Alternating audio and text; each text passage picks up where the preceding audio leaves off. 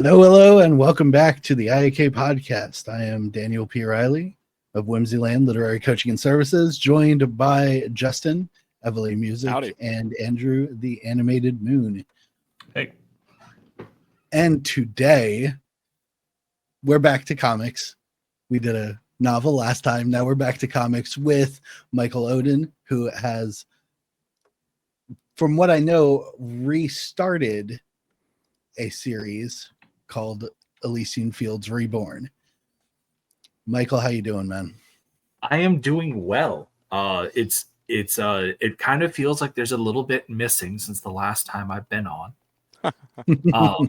Yeah. I hope he's doing well. But it's really exciting to be back. And as you said, yes, this is actually a complete reboot of the series that I got into indie comics with. My first campaign that I ever did was called Elysian Fields Issue 0. And so that was the first book that I had done of the Elysian Fields franchise. And it did very well. And then I followed it up with Elysian Fields Pyramid Gambit, and it did not well. And did not well enough to where I almost considered quitting comics. Oh, geez. But then I came up with the idea of the embrace, and that was kind of like a swing for the fences moment. And we hit a homer, Yeah, man. And so it was definitely one of these things where over the years I've worked on all these other different projects between the embrace, writing American Bliss for Dave Brink over at Genuine Comics, editing Fiendish for Rini Stachowski, Nice. and writing Judex, and coming up with that concept, and then collaborating with my friends over at Global Frequency, Aaron Neff and his lovely wife Cam. Like, they're great. Learned so much from them. But like, I had, between all these experiences, I had the distance and frankly the time and experience to look back and realize there were a lot of issues with it from an artistic standpoint. There are a lot of issues with it from a writing standpoint, things that I had learned like over the course of my 5 years. And so about a year and a half ago, 2 years ago, I decided, like, after having a couple of people ask me about when I was going to do any more Elysian Fields, which honestly shocked me to death, because it's like, there certainly hasn't been the interest for me to go back to Elysian Fields, but whatever. After having a few people ask about it privately, I was like, all right, well, maybe it is time to go like revisit this. And I decided that I wanted to do like a full stem to stern reboot and bring everything that I've learned in comics since to the forefront. And one of the big things that I made as a decision early on was I wanted to kind of have this 90s Joe Mad style. And I like literally the day that I made that decision, I was playing Darksiders. And I was like, oh, this could actually work for like Elysian Fields. And then like the next day, a campaign came up on my Facebook feed from like an indie comics page that I followed. And there was this campaign going on that had the art team, Will Reyes, Tiago Gomez, Ruvian, doing the whole art package on there. And I just remember seeing it. I was like, that's the aesthetic that I want. Like that's perfect. And so I hit them up. We did our first character sheet of Achilles.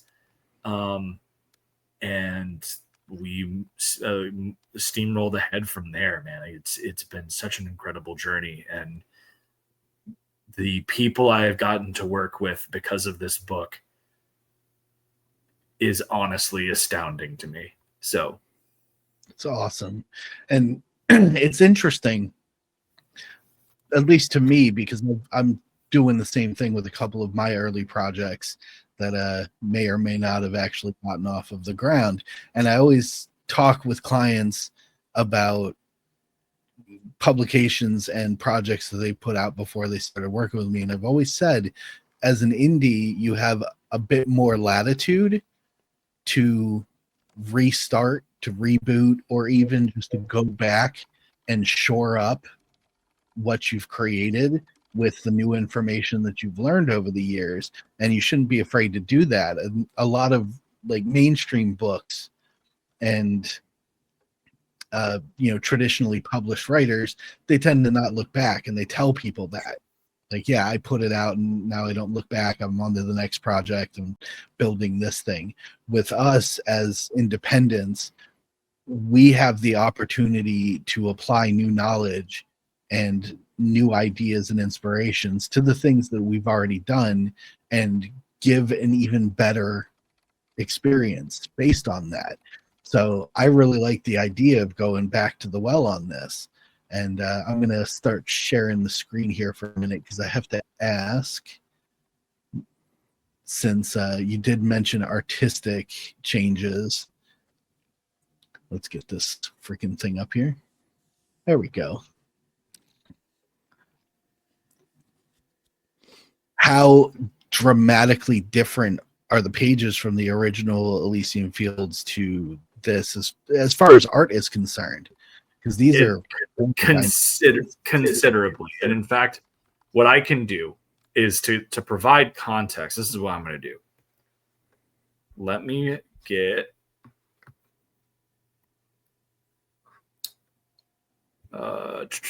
sorry. Let's. No, you're good. Well, while you're looking for that, I did want to ask, how much of that was an ambition with this whole reboot? You wanted to do it bigger, badder, better? Because I was just looking at your previous work, and I do have to say this is definitely taking it up a notch as far as the composition and everything like that. This seems like kind of next league kind of stuff as far as in comparison to your other work. Was that really a part of your ambition with this? You were going to do it like you were going to really push for that? Yes, that's literally the whole reason why I decided to do it. It was just like I have learned so much more since then, and so like this is actually, I'm about to share this. So this is a page from Pyramid Gambit, right? With the original, like this is the original art style. No, like I had tried to remaster these books a while back, as a way to kind of play with it, because the color work was something that we had gotten a lot of critique on, as that it was very flat. But like, so like this is a page from Pyramid Gambit. This is one of from the original thing. So like, it's not bad, but it's very clearly like it's very clearly this is an indie book, right? Mm-hmm. You don't have like the composition's relatively basic. No, not a lot of actual backgrounds here. And the color work, as I said, very flat, not a lot of depth. Yeah, you can see the difference. And so like you compare that to, let's bring up a page from Elysian Fields Reborn here. This, which is granted a 2-page spread, but like this one's not on the campaign because the way Kickstarter is, it doesn't really allow you to showcase 2-page spreads as well. Right. But so like the page I just shared is actually the one that comes right after this one that's on the campaigns right now. So like if I've put in the share screen here real quick just to show this off. Like completely night and day. Mm-hmm. Mm-hmm. You get even here in the background, you get all of these warriors. You can see their armor set pieces, color differential to showcase like the different sides of fighters. Perspective and depth are all a lot more crisp. Yeah. So like that's the whole deal, is that I really wanted this to showcase how much I've grown, and that like I'm no longer the kid that was literally flying by the seat of his pants that I was back when I did the zero issue. And I have learned a great deal. during my time doing all of this. And part of that is also finding the right talent and really like harping on, you know, making sure that we've got the right composition for a page, and doing that.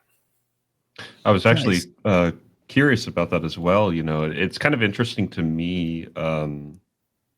You know, you're the writer of this comic, you're the creator of this comic, but you also are hiring these artists and stuff like that. I was really curious how much your hand is in the artwork as well. If it's a matter of just kind of, okay, here's the idea, now I'm gonna, you know, hire these artists who really know their stuff. I like the style that they work with. I like their capabilities, and I trust them. Or if you're like, let's go, let's, you know, let me work with you here, and let's really figure this out. So what I will say is that the way that I work on with projects with people is my first issue scripts are probably the most editorialized. I have a pretty concrete vision of how I want things to be seen. Mm-hmm. But it's also an opportunity for the artists that I'm working with to show their mettle, as it were, show what they're made of, and really try and bring these things to light. And the more work that I get from them, the more comfortable I get going, like, okay, well, I'm gonna give you more leeway now.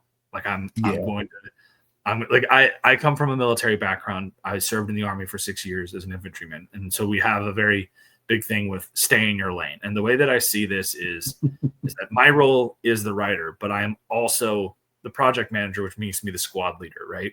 Mm-hmm. And so I set out my tasks to my team that I'm working with, and I tell them, like, this is what I'm looking to accomplish.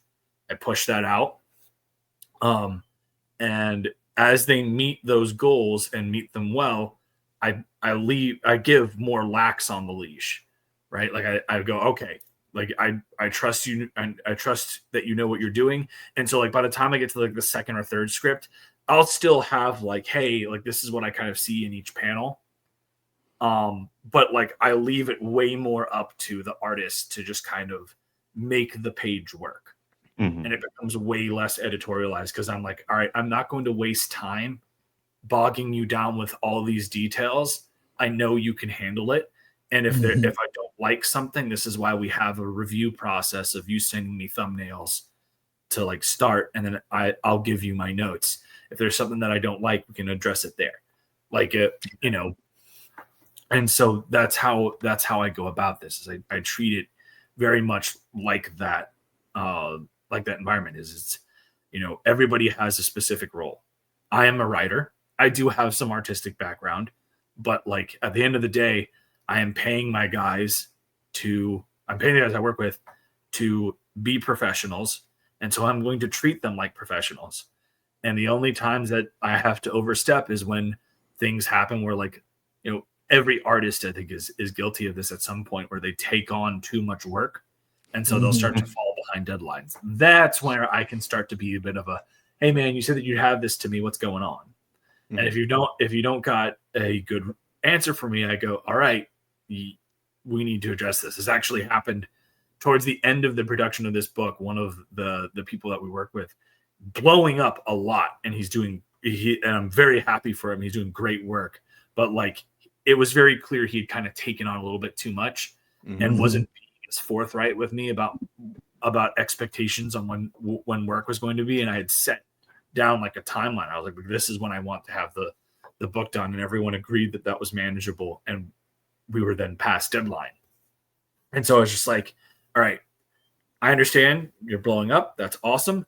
You're going to tell every single other person that you're working with that their stuff is on hold. You've been paid for this work. And if they have any issues, they can come talk to me. Because at the end of the day, we had an agreement. This is how this is going to be happening. Awesome. And absolute team player. He was like, you're right. Got it. Took care of it. And then we were back to full production. We were done within 2 weeks after that conversation. And like, he's awesome. Great professional. Very happy for him. He is blowing up right now, and he absolutely deserves it. He's a fantastic talent. But like, it is one of those things where that's where, as a project manager, you've got to kind of step in and be like, all right, we're not meeting our deadlines. Let's go. Like that's about the only time that I kind of start to like step in to anything on the art world that isn't in my script. Is it's like, all right, we're now behind schedule. This is like I've got to come in as the guy who's paying the checks. You need to meet the expectation. Yep, absolutely. I've kind of the similar thing going with my artist. Mm-hmm. We've worked on. I just got the third comic out, so we've worked on 3 comics together at this point. I'm a bit more lenient on when I send him a dictation on what I'm expecting things to look like, and he shoots back, I think it would look better this way. and I'm good getting that note. Like there have absolutely been times where like I'll put like let's say I have a lot of heavy lifting I want a page to do, and so I'll put on all these panels. And this is across any project. I think you'll find this with like the Embrace. Dean will be very vocal about this as well. Here, anywhere, I'll get an occasional thing where like the artist will hit me up and it will be like, hey, so I know that you're saying like X, Y, or Z, like you want all of these things on the page. Here's why this doesn't work. This is how I recommend that we remedy this. And like, so long as they showcase what they're talking about, I'm going to trust them because, again, stay in your lane. I am the writer. Yeah, I have things I want to be accomplished by the sequential art. But at the end of the day, if this guy as a professional artist is having issues telling the working the page out the way that I have it initially envisioned, that's a problem. And that's on me, not him. And so if he finds a solution, awesome, we're going to roll with it. And if it works, great. If it needs some more tweaking, then we do those tweaks. But at the end of the day, you let your people do what your people do. Yep. That's what you hired them for. Mm-hmm. I love there's a panel. If you go back 2 pages real quick, talking about like the artwork and such, there's one panel on here that I'm like, that's really cool. And I don't know that I've seen it in too many other places. Maybe it's common and I'm just in that one with that decapitated head flying off.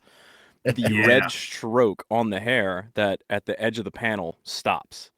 And it adds like even more depth to that head that's already popping out. I just thought that was a really nice touch to have that stroke around the hair stop instead of going outside of the panel around it. Yeah. Like so that caught my eye. I mean, the particle effects too are awesome. Like the horse with the spit coming off, there's all these little bits and like everything. You get like that chaos of the battle really captured and blood everywhere and splatters. And that also helps create that depth, which is nice. You're talking about the old style feeling maybe a little bit flat, and this is not at all. It's got like so much stuff going on. Dynamic. So the color work here is insane. Absolutely. Yeah, it's gorgeous. And pivot slightly to changes to the story, because you said that you had both artistic and narrative experiences that you wanted to address with the first book. And I'm the story guy, so let's talk a little bit about that, because I was interested in the project before. I'm even more interested now seeing these new pages that you have going on, but I want to hear a little bit more of what you bring to the story. So probably the biggest thing that stands out right away for anyone who backed the original is I had a squad member change. So in the original Elysian Fields, Team Hades was comprised of Heracles, Theseus, and Achilles. And Theseus, the more that I was writing those books, the more I felt like I'd kind of put myself in a corner with Theseus. I didn't know how I was going to handle his story. I didn't really see where he was going to be heading. And as a result, his character came off as profoundly stale. And then there's also the aspect of, one of the critiques that I have gotten in my career is I don't write enough female characters, and female characters in comics are very good for marketing. And so the one scene that I had written for Theseus where I felt like I had done something very compelling was in the script for the third book, Pages of the Dead, where he interacts with his wife Hippolyta. And so Hippolyta is the queen of the Amazons from Greek mythology. And so as I was, going through and doing my crossing my T's, dotting my I's on my research and everything, I found out that Hippolyta actually has a fantastic connection to both Achilles and Heracles that made her a much more compelling character to bring into the series. Heracles, her connection's a bit more obvious. One of the 13 labors of Heracles is that he's supposed to bring back the girdle of Hippolyta. And in some versions of the myth, this is where Theseus meets Hippolyta, they fall in love, and that causes the Amazonomachy. But the more interesting thing was, especially as this is a story where Achilles is our central character, is that Hippolyta is killed by her sister Penthesilea. Penthesilea then becomes the queen of the Amazons. Yep. And she ends up in a place called Troy, where she's killed by Achilles. So you have this fantastic dynamic where the person who killed Hippolyta and who is one of her genuine sisters is a person that not only Achilles killed, but according to the story, when Achilles killed her and realized who she was and saw her for her beauty, was immediately filled with regret as he kind of fell in love with the idea of this woman and what a life with her could have looked like. And so now you have this whole very interesting dynamic set up between these two where, this is one of the few people Achilles has ever regretted killing. If not the only person Achilles has ever regretted killing. And then, the version of the story that we're going with Hippolyta is that she and Theseus ran off together because she was about to have a baby. The Amazons wouldn't accept it. So this sparked the war of the Amazons. And so Penthesilea kills her, and it's an accident. She's trying to defend Theseus from Penthesilea. And it's like a whole thing where this is a mark of great shame for her because she betrayed her sisterhood to protect her son and her husband. And so one of the big reasons why she is in this tournament is to redeem herself in the eyes of the Amazons. So this guy being the person that cut down her sister is a big deal. Nice. I like it. I love the design too. Yeah. I'm very proud of this one. I wanted it to be comic booky, but so one of the big things that classical historians believe is that the Amazons were based off of Scythian warrior women. And so I took a bunch of different artistic renditions of Scythian warrior women and kind of mashed them up with some classical Greek iconography. So you get, Hellenic steppe horse archer. Mm-hmm. Yeah, it's awesome. Dynamic. And how closely are you following the mythology? I know obviously the story is unique, so you're going to diverge off into your own narrative theme. When it comes down to handling the characters on an individual micro level, I am very, very authentic. I try very hard.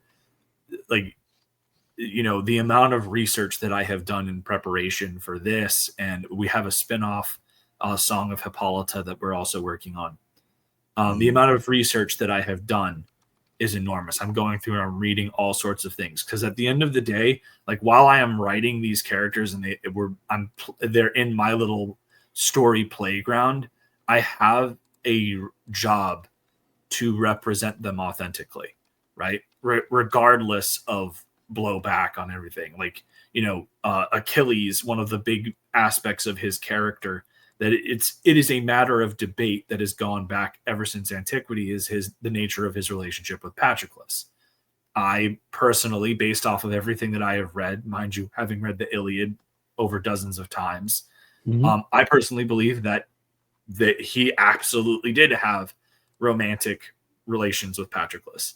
Like the subtext is there, so we present that. Now, is that the dominant thing of his character? No, but we bring him there because the whole point is that when he dies, he's brought to this area of peace.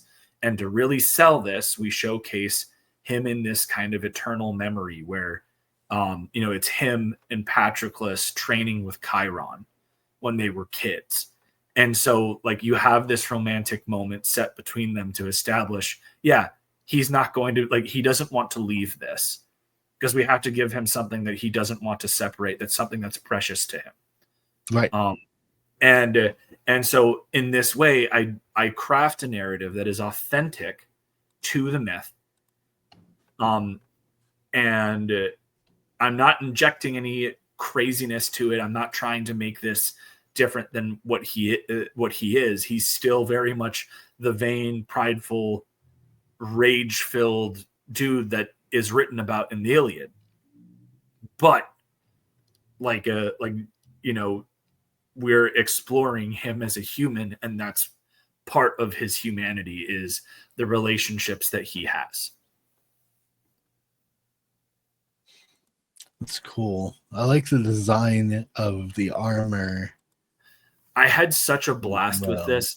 So, like, because most people exposure to the Trojan War is the god-awful 2004 film Troy, people don't realize that when Hector kills Patroclus, he strips Patroclus of Achilles' old armor. And so Achilles has to get new armor. And so he talks to his mother Thetis, who makes an appeal to the smith god Hephaestus. And so Hephaestus smiths him this beautiful armor made out of Olympian bronze and gold, and gives him this very ornate shield. And like literally there's an entire chapter and a half written on just Achilles' shield and how it foreshadows the doom of Troy.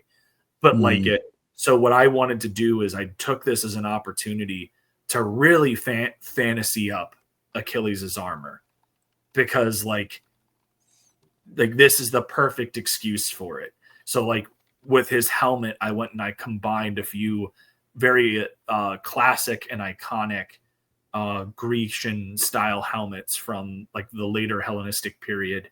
And then for the cuirass, I wanted it to be very much lion themed, because one of his eponyms is the lion-hearted Achilles. So I really wanted to play into all of these different facets of his character, and it's made out of this very shiny and ornate material to showcase that, he's this very pride and vain fighter. It barely has a blemish on it because nobody's able to hit him. He's so fast.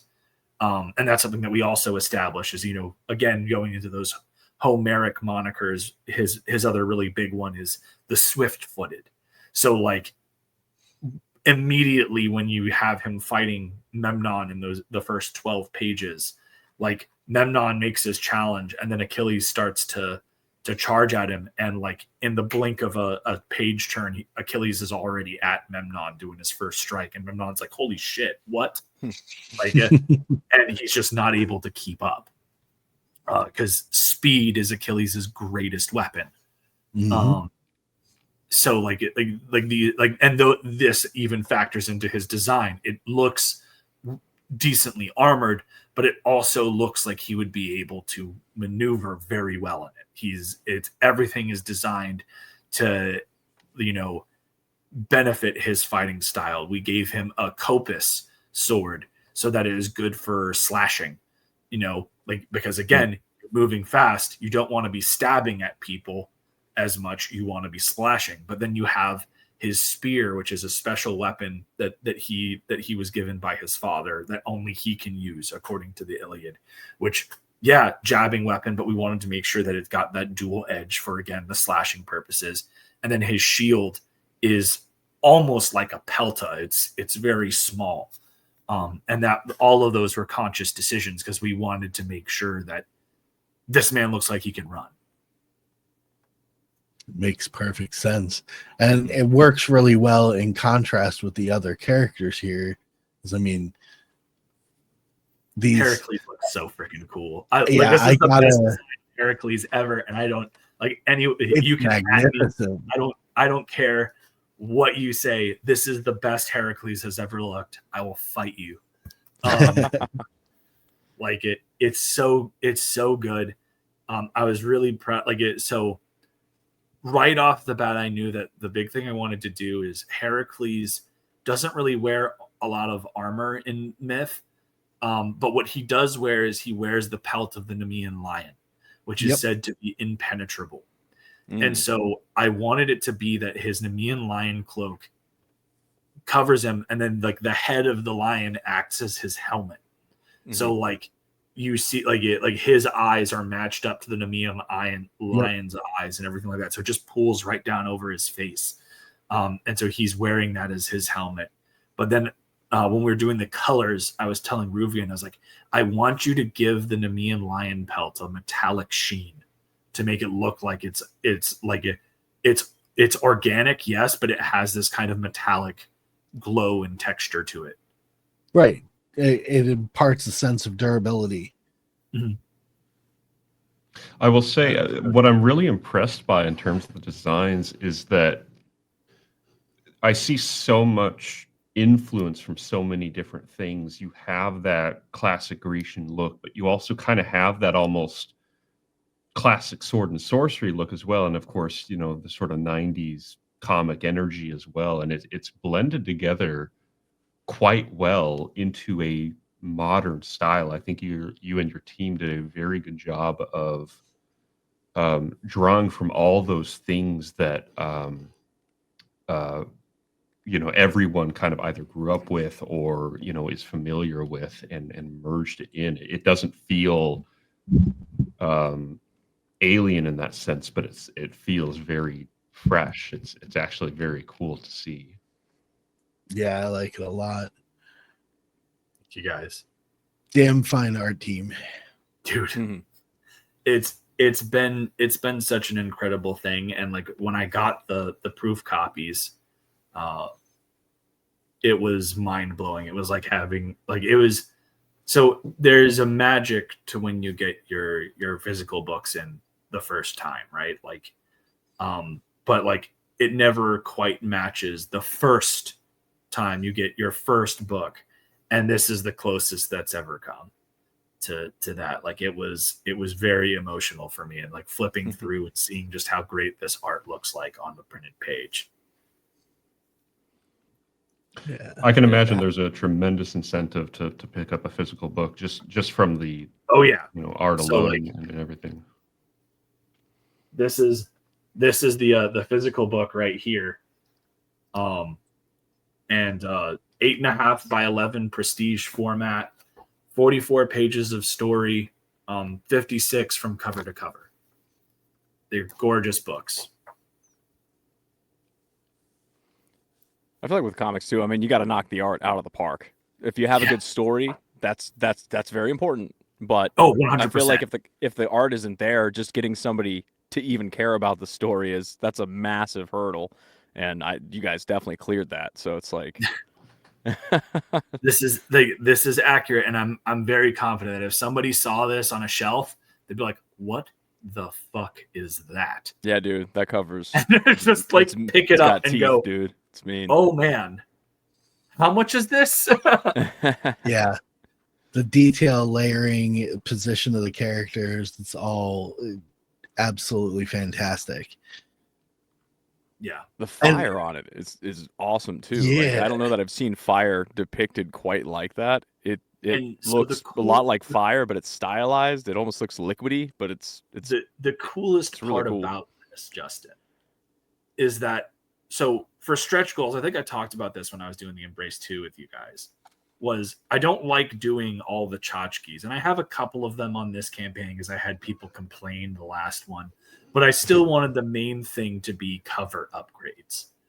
And so this is the first one that gets upgraded, I think at like 3,500. And when I did the 0 issue, the big stretch goal we had was that we made every book lava holofoil. And so if we hit the 3,500 stretch goal, or it might even be the 4K stretch goal. I can't remember off the top of my head. Whatever the cover upgrade is, that cover upgrade is this book becomes a holofoil, like a lava pattern book, and with this cover, that is just going to sing. Yeah. Like, it is going to be the prettiest damn thing you've ever seen. It's going to be the belle of the ball, Justin. The other, I mean, all the covers on here, that one is my favorite, but they're all pretty awesome. The second one with the slash coming at you, like you're about to get hit by it, you know? This is, so V. Ken Marion is one of the most talented artists I've ever had a chance to work with. And he's a big name right now. Like what Jorge Jimenez is right now to Batman, V. Ken Marion is for Green Lantern right now. So like to get a cover by him was cool enough. To reach out to his agent with like pictures of our interior art and the main cover and be like, hey, just out of curiosity, does V. Ken Marion have any availability for a cover? And if so, what are his rates? And to have his agent go, what the fuck is this? Tell me more. Awesome. Like, we're interested. Please tell us more. And I gave him the pitch, and then I was like, yeah, sold. We negotiated everything. And man, picking which cover layout for V to do was very difficult because he gave me he's like, here are the 4 ideas I had, and like every single one of them was like, yeah, of course. And even his thumbnails, they're like a little low res ideas of his things, so they still just look fantastic. I'm like, dude, fuck you. How am I supposed to? I ended up picking this one because like all the other covers we have really highlight the team. But with this being the first issue and it's being an Achilles-driven narrative, I wanted to make sure that we had a cover that focused solely on Achilles. And like, this is so beautiful. And then you get Andrew Dahlhaus did such a tremendous job with the color work, like really just next level stuff. It is. Absolutely. It's an evocative cover, that's for sure. Yeah. And then we got this one. Vaughn Randall and Robert Nugent just did not have to go this hard, but they did. Vaughn is an old friend of mine. He actually, when I did Elysian Fields issue 0, he was the first person I ever had do a variant cover. I had him do a variant for the black and white edition of the book. And it was such a beautiful piece. And so when I was doing this reboot, he was like the first person I hit up. And it has been awesome to see because Vaughn's star has truly risen in the time that I have known him as like small indie artist working on a book with my buddy and letterer SK called Terra Olympus. And now he is a primetime McFarlane artist doing like covers and occasional interiors for Spawn. Nice. So it's been really cool seeing him rise, and it's been amazing to have him come and do these covers. And he even it did me a huge favor. Like, he did it completely traditional, and that piece is actually for sale on the campaign. So very cool. Very excited about that. 3 of the 4 covers are for sale on this campaign, and they're all it's one of those things where I want them to sell, but I also don't want them to sell because it just means that they're mine. Right. So I love the design. The dude at the top there, is that Hades floating around in the back there? There's little that's Hades. The way his head is just like a silhouette in the flames, but you can still see the smile in the eyes. That's awesome. Yeah. It's cool lighting on the whole thing, just like the way it feels very bright, you know. Yeah. A little I don't know what the word is for it. But yeah, that's a nice touch. Robert Nugent, also a Spawn colorist, did a tremendous job on this cover. It's so good. Yeah. Yeah, and it's kind of amazing with so much fire effect is that the gradient shading in the background doesn't mute any of it. It all pops really well. Yeah.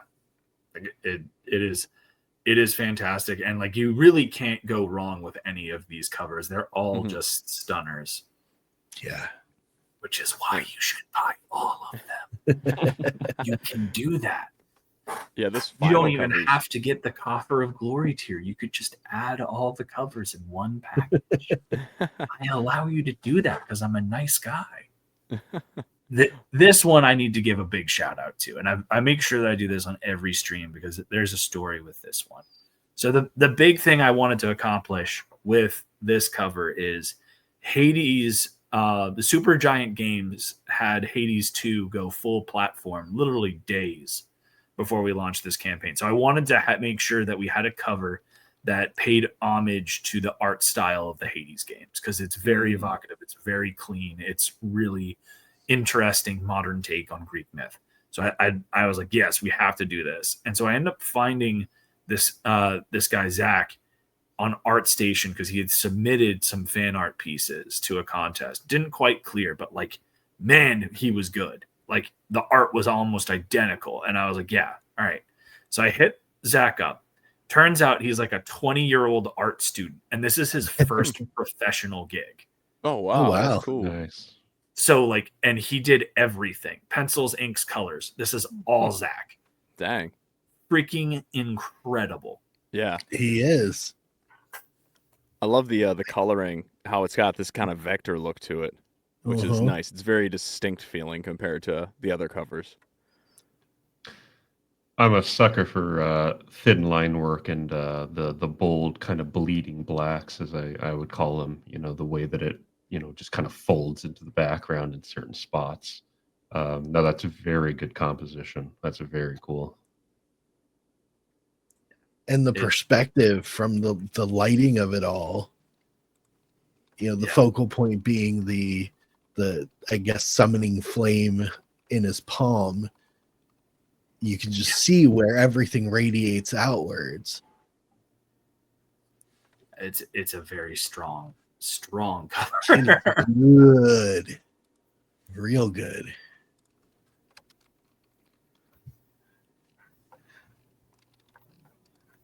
So let's get into some reward tiers here. Yeah. I make it very affordable, guys. Yes, $5 digital. Fantastic. 15 for the main cover.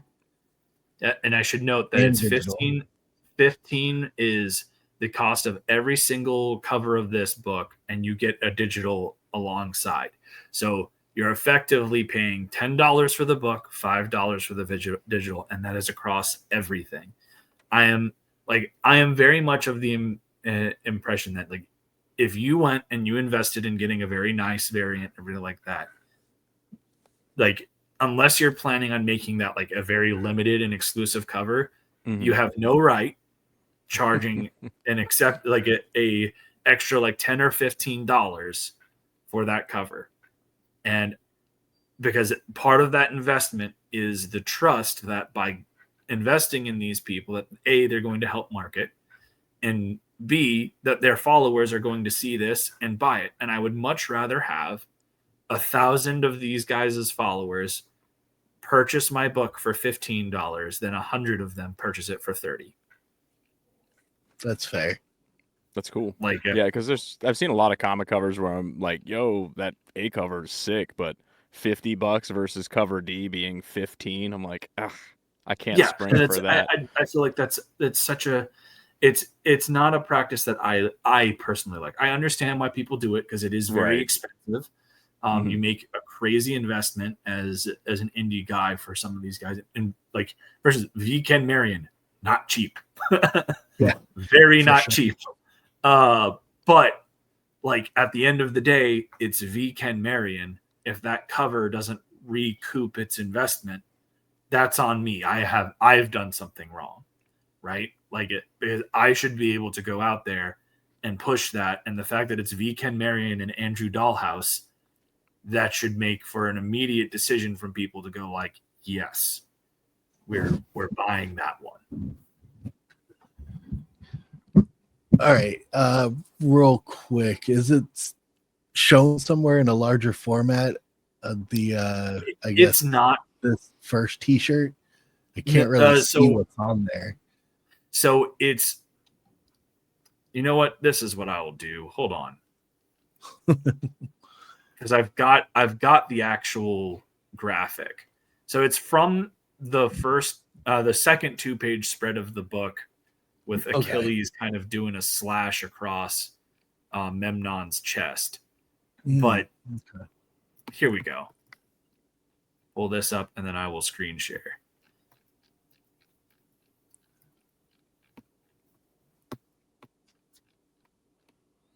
Just curious. Okay. Boop. Ah, So okay. So it's this just going straight across your chest. That's cool. You get murdered by Achilles. It's a great t-shirt. That's very nice. Yeah. Yeah, this scene also has one of my favorite bits of dialogue in the first book, where like he's just completely outclassing Memnon, and he says, "You reek of a man pretending to be a lion." Nice. Yeah, just a just a little piece of advice. I would blow that up and put it somewhere for people to see, because that's a really cool picture. And I think it's going to make sales of that shirt skyrocket. That is fair, and I might have to do that. Yeah, it's beautiful. That is a part of the Coffer of Glory tier as well. So like if you get the box that's got everything in it, that you get all the covers of the book, three standees that are of each of the characters. Nice. And then you get the Achilles slash across the chest tier t-shirt. Nice. Oh, and I see the panoply upgrade with metal cover editions. Yep. So you get you get all the normal cover editions, and then each cover also gets a metal cover. So you effectively get 8 books in that. Damn.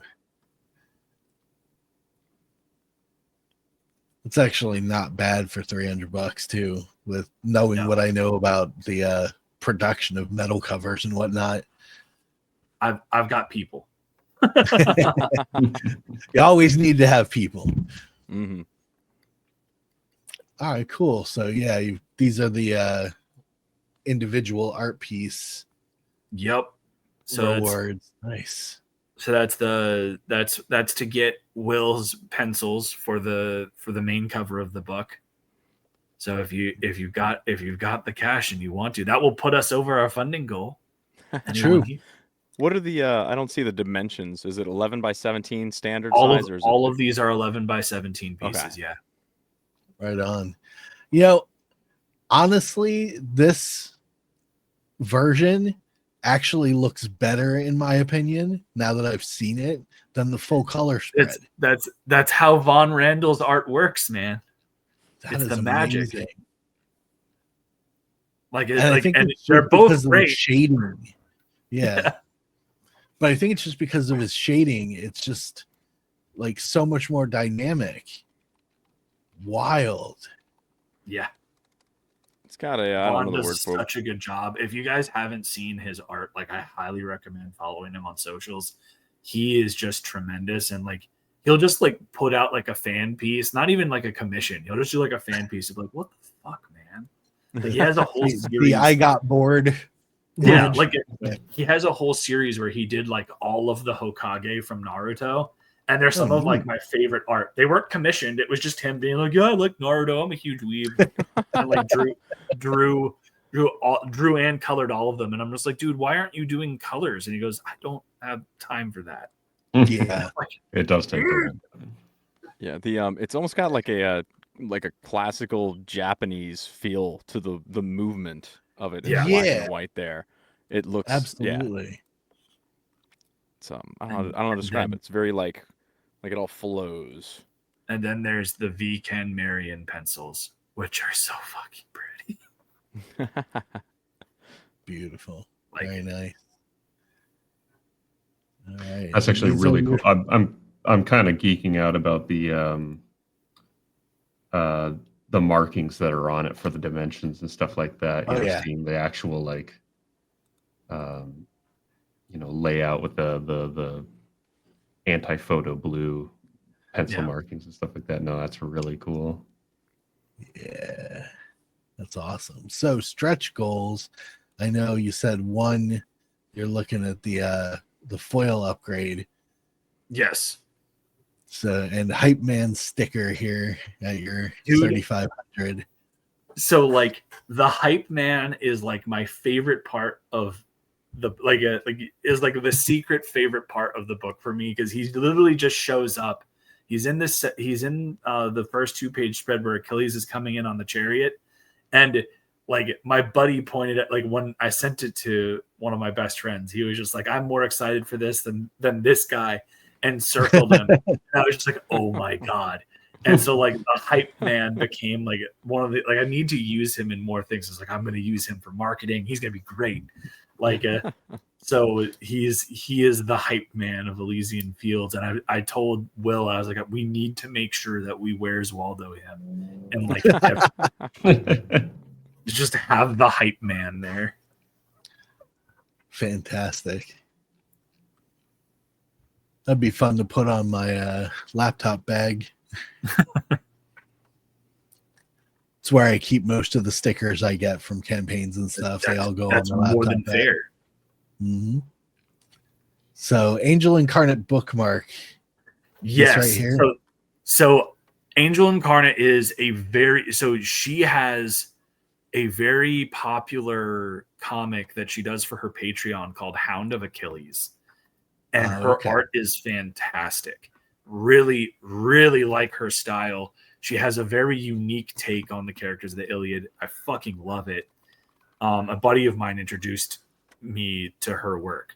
But like a while back, she had posted a thing of her version of Achilles modeled after. There's this very famous panel of Batman that's like on a thin panel of him running towards, like, I'm the model of mental health. And so she did that with Achilles. And I was like, all right, I need to have that with my version of Achilles. And so I commissioned her to do this. I'll pull up. Here we go. Yeah, she's got some cool stuff. Yeah. The way that she's deciding to go about portraying the gods in her comic is like very unique, and I fucking love it. Yeah, so at 3,500 or at 4,500, everyone gets this bookmark. Very cool. That's awesome. Great deep lines when necessary. She did a great job on this. Yeah. Very cool. All right, I want to bring this back up and one sec. There we go. So out of curiosity, are you looking at this, going forward, telling a larger story? Oh, absolutely. This is the only thing that I have worked on so far that I envision as a full-on, like, ongoing. Okay. Oh, cool. So I have 3 of the first 5-issue, maybe 6-issue storyline already written. So then I also have a spin-off book that I announced today, The Song of Hippolyta. I guess technically announced it last night. And we have a fantastic artist assigned for that.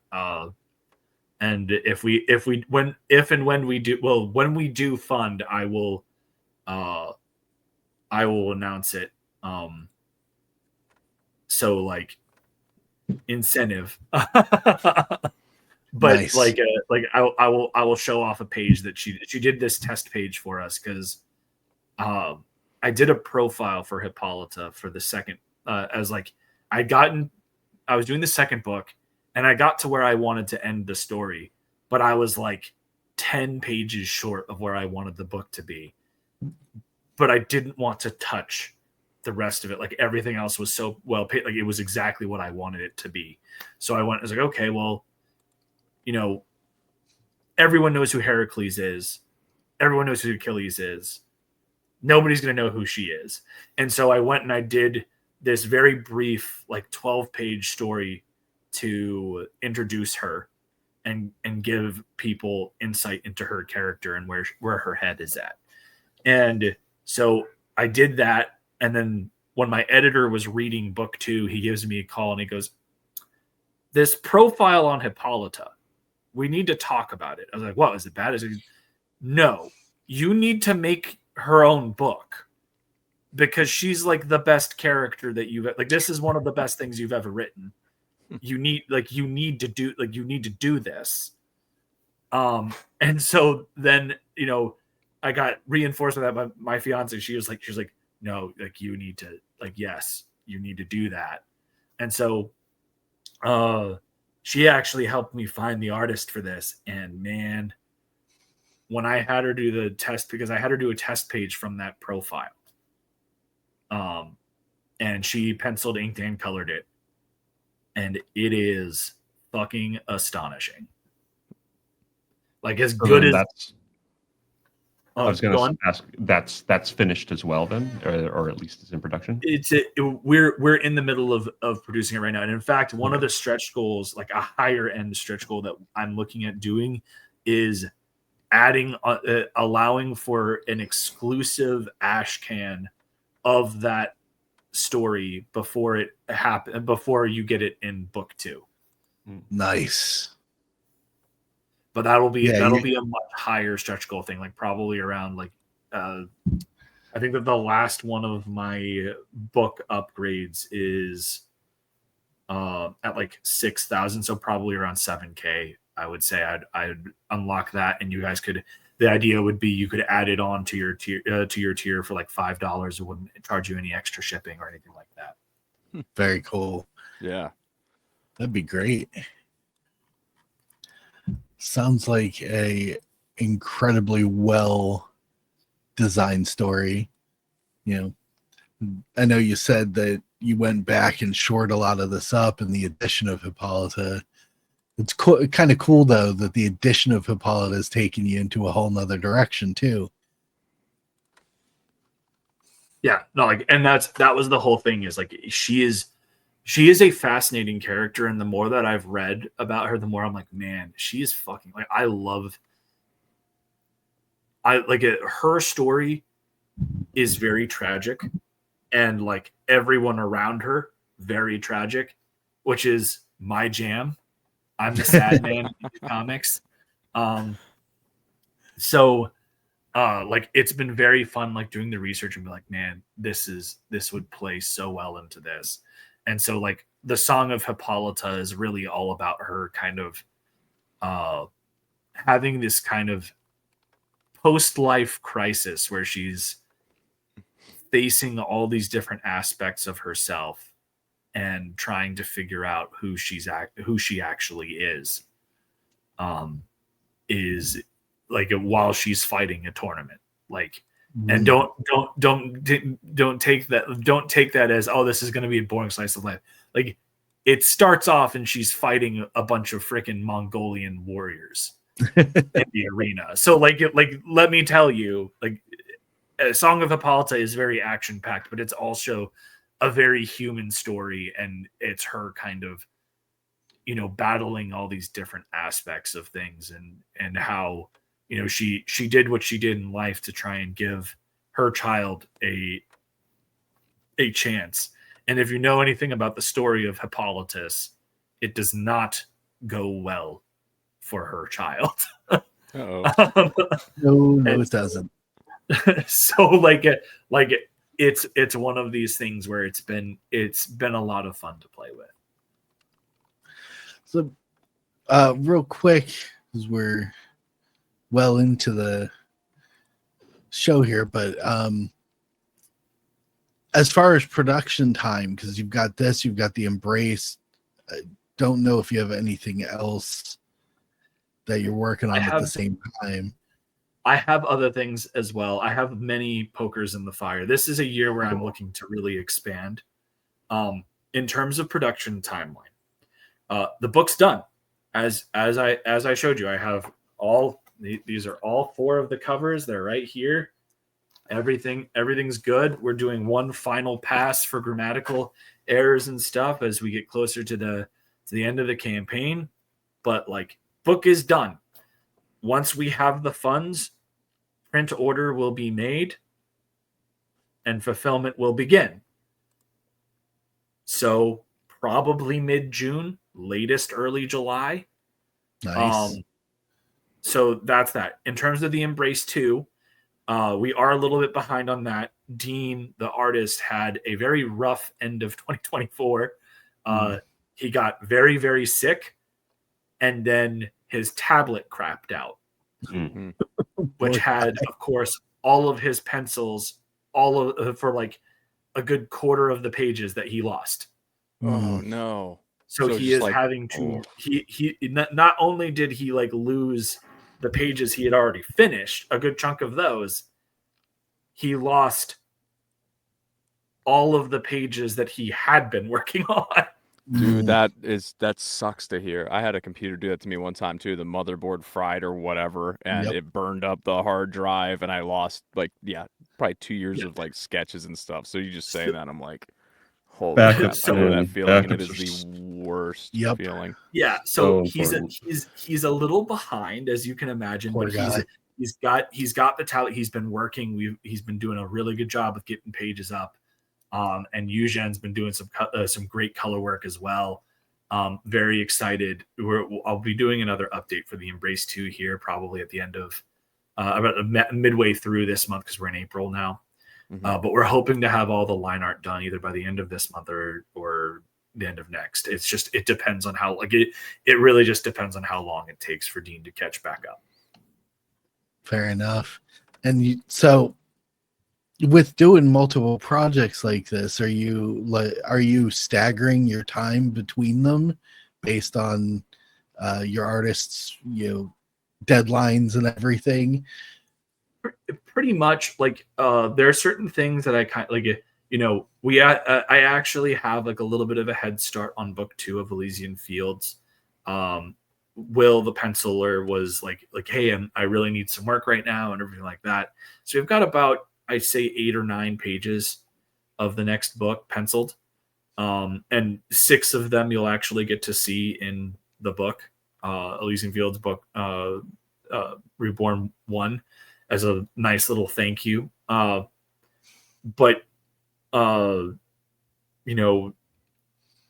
other stuff, it's just a matter of there are plans put in place. There are things that I can't really talk about because one of them it requires me to get a license that I am in the middle of negotiating, and it is a bear. Not fun.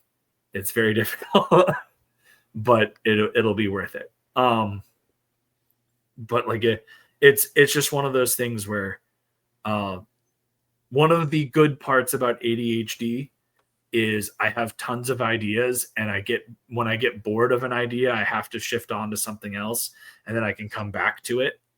And so like that's been my superpower in indie comics, is that I'm constantly able to just come out with new stuff, and I get like really hyper focused for a bit, and then I move on to something else, and then I come back to it and really hyper focus for a bit. And that's been how it is. It's awesome. Yeah, I'm similar when it comes to novels. I usually only work on one thing for about an hour, and then I've got to do something else because I start to get bored and frustrated with myself. So I'll just move on to a totally different story. I completely understand. And that's the whole thing is I started writing a prose novel recently because I had a very good idea for one. I got like 20 pages in, very happy with where I'm at, but like I had to stop. It's so much more work than doing the comic scripts. Like I can pump a comic book script out in like a day and a half.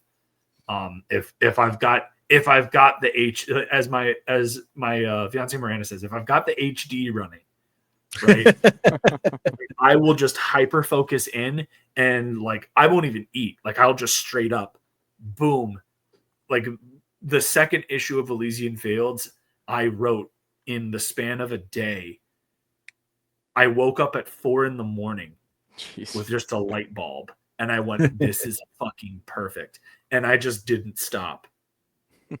Like it was a weekend that my son wasn't here, He was with his mom, and so I woke up at like 4 a.m. and like I just kept going, and then all of a sudden it was done, and I sent it out, and people were like, "Dude, what the fuck? Like, this is fantastic, but like you need to take better care of yourself." And I was like, "It doesn't matter. It was worth it. Just read it." That's great. Justin, Andrew, you got any more questions for Michael? The only one that I have that I ask pretty much everybody is, obviously this seems like a pretty strong R rating. We got heads getting lopped off and things like that, pretty bloody battles. Is there also nudity, language, or is it just the violence that would get it over? Just really over that the rating? violence.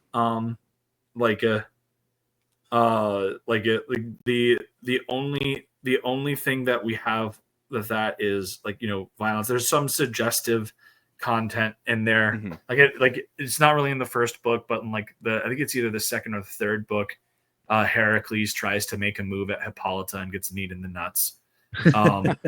So there's nothing that's overt on any of the stuff. Yeah, the violence is there. It's a battle book. Like, yeah, oh yeah, sure. you've got heroes of antiquity destroying one another. But yeah, so that's where I would put it, like heavy PG-13, low R. Okay, cool. I always like to know that because a lot of people, they're like, yeah, I'm interested in this. Could I also hand it off to my nephew or to my kid? No, and if so, not unless some people I are would cool say with, like if they're like 12 or 13, sure. yeah. Some people are cool like- with the violence, and it's just the other things, which everybody's different. But I always ask. I was going to ask, kind of similar to Eveleigh. I always I like to think about this, especially in the context of independent creators and stuff like that. Obviously this stuff is tough, right? It's hard to make this stuff happen. So I wanted to know what you, if you had any advice or any thoughts to bring up when it comes to creating this stuff. Methods you have, or just good stuff to know. I would say that the biggest piece of advice that I could give anyone, especially as a writer in this industry, is that it's a marathon, not a sprint. You, as a writer in indie comics, you are not just the writer, you are everything. And that means that you need to be patient. Instant gratification of the crowdfunding boom back in 2020 has left a lot of people with unrealistic expectations of what to expect from their crowdfunding campaigns. That's not how that works all the time. And you need to be patient. Another thing is that you need an editor. And when I say editor, I don't mean a glorified spell checker. I mean somebody that will sit you down and tell you, hey, I understand what you are trying to say with this story. You're not doing it well. Let's talk about how to do this well. Because nobody's above that. The red pen is your friend, and you need to get over your ego.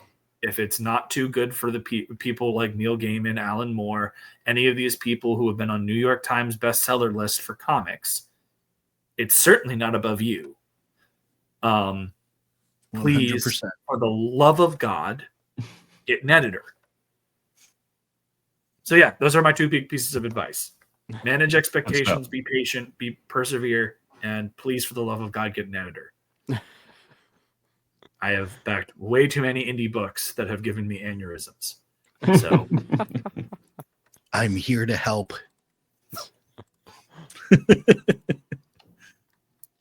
Absolutely. It's good advice, though. Very good advice. I always come at it from the perspective of you're too close to your own project to see what's wrong with it. I mean, there is that too, but I think that the big thing is that everybody thinks that they're the top dog, for whatever reason. Like, artists all hate their work for whatever reason. Writers have like the biggest self-inflated egos I've ever seen in the indie sphere. So it's like, it was funny. A buddy of mine that I wrote a script for, showed it to an editor that he's working with, and like he gave him his notes on what I had done, And he was just like, I don't know if you can do this. Like, do we just have to give the notes to Michael? He'll write it. He's already rewritten this thing 9 times for me. And the editor just goes, no one rewrites a book 9 times. Like, tell that to him. He did it. And I was just like, yeah, like, at the end of the day, I'm an infantryman. You tell me a thing is messed up. You tell me that I need to fix X, Y, or Z. I go fix. But yeah. Anyways, I actually have to go. I've got stuff I've got to take care of. But I really, really appreciate you having me on again. It was a pleasure hanging out with the usual offenders and Animated Moon. What is your name again, bud? Andrew. My name's Andrew. Andrew, thank you. It has been a pleasure to meet you. Your questions were very good. I do not usually get stuff like that. It was really fun getting to engage with you. I hope I get to do it again soon. It was great having the conversation. You were an excellent guest to have on. Yeah, dude. This was fantastic. That is why we brought Andrew onto the show. Well, it is much appreciated. Thank you guys so much. I'm going to head out and then we'll wrap it up from here. I will catch you guys here again here soon. All right, dude. Thanks so much. Appreciate it. It's good talking to you again. Absolutely. Bye. Justin, we still need to get drinks. I haven't forgotten. Yeah, right. We gotta figure it out sometime. There's got to be a con or something at some point, or who knows. I'm going to be at Shenandoah Comic-Con here next weekend. So all right, let me see. I'll look into it. All right. Cheers. All right. Take care, dude. All right. Well, we can wrap the show up now. We'll start with Andrew. Tell everybody where they can find you. You can find me over on YouTube primarily. I tend to stream. Actually, I've been kind of all over the place. I've been trying to stream more when YouTube isn't completely deciding to destroy my uploads. But yeah, you can find me streaming over on YouTube at The Animated Moon. You can also read the comic that I've been working on for about 4 years now. Good grief, has it really been that long? The Blind King over at theanimatedmoon.neocities.com. Everything up to where I'm at finished with chapter 3 is there, and then I'm working on the rest of chapter 3, which I'm very excited about. Super excited to share that. And then obviously on the typical socials, Twitter, Blue Sky, The Animated Moon, even Kara. So need to post more, honestly. I've been kind of neglecting that. But yeah.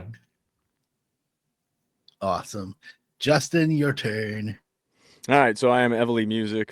If you type in the word Evaleigh into whatever platform you listen to music on, you can find all my tunes there. It's rock, it's metal, there's some chiptune stuff. There's even some lo-fi in there, so there's a little something for everybody. The newest release on there, Lift, is kind of a mix of all the different styles I've dabbled in over the years, making music for other people.